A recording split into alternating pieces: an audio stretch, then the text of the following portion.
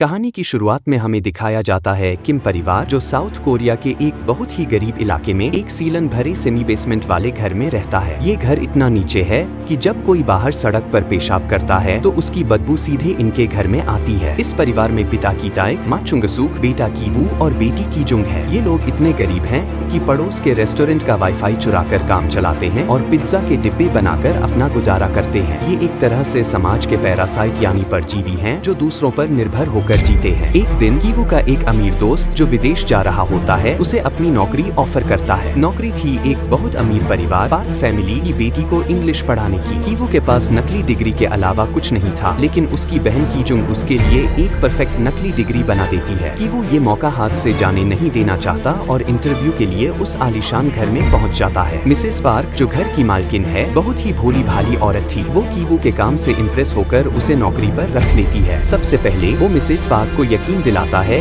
कि उनके छोटे बेटे को आर्ट थेरेपी की जरूरत है और इसके लिए उसकी पहचान में एक जेसिका नाम की लड़की है जो अमेरिका से पढ़ी है। यह जेसिका और कोई नहीं बल्कि उसकी बहन कीजुंग थी। कीजुंग भी अपनी एक्टिंग से मिसेस पार्क का दिल जीत लेती है। अब बारी थी पिता की। कीजुंग जानबूझकर अपनी अंडरवियर ड्राइवर की गाड़ी में छोड़ आती है। जब मिस्टर पार्क को वो मिलती है तो उन्हें लगता है कि उनका ड्राइवर गाड़ी में गलत काम करता है और वो उसे नौकरी से निकाल देते हैं। तुरंत कीजुंग अपने पिता की ताइक का नंबर एक अनुभवी ड्राइवर बताकर दे देती है। इस तरह पिता को भी उस घर में नौकरी मिल जाती है। अब बस माँ बची थी। इन तीनों ने मिलकर घर की पुरानी हाउसकीपर नौकरानी को निकालने का प्लान बनाया। उन्हें पता चलता है कि उस नौकरानी को आड़ू पीच से एलर्जी है। वे चुपके से आड़ू का पाउडर उसके ऊपर डाल देते हैं जिससे उसे एक गंभीर एलर्जी का अटैक पड़ जाता है। वे मिसेस पार्क को यकीन दिलाते हैं कि इस नौकरानी को टीबी है और मिसेस पार्क डरकर उसे भी निकाल देती है। और फिर किम परिवार अपनी माँ चुंगसूक को नई हाउसकीपर के तौर पर नौकरी दिलवा देता है। अब पूरा किम परिवार उस आलीशान घर में काम कर रहा था और पार्क परिवार को इस बात की भनक तक नहीं थी कि ये चारों लोग असल में एक ही परिवार हैं। एक रात पार्क परिवार अपने बेटे के जन्मदिन के लिए कैंपिंग पर जाता है। घर अब पूरी तरह से किम परिवार के हवाले था। वे उस घर में ऐसे रह रहे थे जैसे वो उनके खुद का हो, महंगा खाना खा रहे थे, शराब पी रहे थे और उस आलीशान घर का मजा ले रहे थे। लेकिन तभी अचानक दरवाजे की घंटी बजती है। सामने वही पुरानी हाउसकीपर खड़ी थी जिसे नौकरी से निकाला गया था। वो कहती है कि वो बेसमेंट में अपनी कोई चीज भूल गई है। अंदर आकर वो सीधे एक खुफिया दरवाजे की तरफ बढ़ती है जो किचन में एक कबर्ड के पीछे छिपा था। जब वो दरवाजा खोलती है तो नीचे एक और बंकर बेसमेंट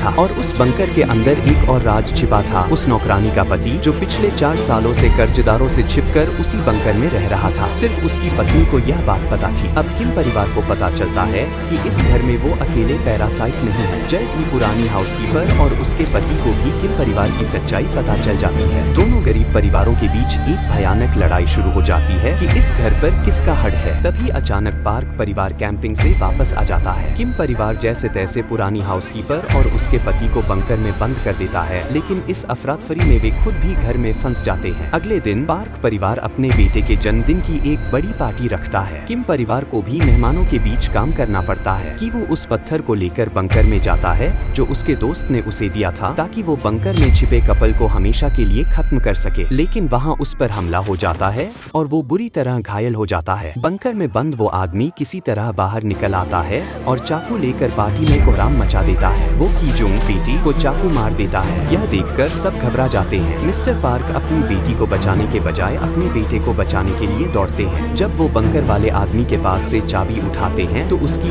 गरीबी की बदबू से वो अपनी नाक सिकोड़ लेते हैं। अपने मालिक का यह घिनौना बर्ताव देखकर कीताई पिता जो अब तक सब बर्दाश्त कर रहा था अपना आपा खो देता है। उसे महसूस होता है कि अमीर लोग गरीबों को इंसान नहीं समझते। वो गुस्से में चाकू उठाकर मिस्टर पार्क को मार देता है और वहाँ से भागकर उसी खुफिया बंकर में छिप जाता है। पार्टी का खुशनुमा माहौल पल भर में मातम और खून खराबे में बदल जाता है। कुछ महीनों बाद कीवू कोमा से बाहर आता है। उसकी बहन मर चुकी थी। उस पर और उसकी माँ पर धोखाधड़ी का केस चलता है। अब वो वापस अपने उसी पुराने बेसमेंट वाले घर में रह रहे थे। एक दिन वो दूर से उस आलीशान घर को देख रहा होता है जिसमें अब कोई और परिवार रहने आ गया था। उसे लगता है कि रात में उस घर की लाइट जल बुझ रही है जो एक मोर्स कोड का सिग्नल था। वो समझ जाता है कि ये सिग्नल उसके पिता दे रहे हैं जो अब भी उसी बंकर में एक पैरासाइट की तरह छिपे हुए हैं। अंत में कि वो एक चिट्ठी लिखता है। वो अपने पिता से वादा करता है कि वो एक दिन बहुत मेहनत करेगा, बहुत अमीर बनेगा और उस घर को खरीद लेगा ताकि उसके पिता उस बंकर से बाहर निकल सके। लेकिन आखिरी सीन में हमें दिखाया जाता है कि यह सब कीवू की कल्पना है। वो अब भी उसी सीलन भरे घर में बैठा है और जानता है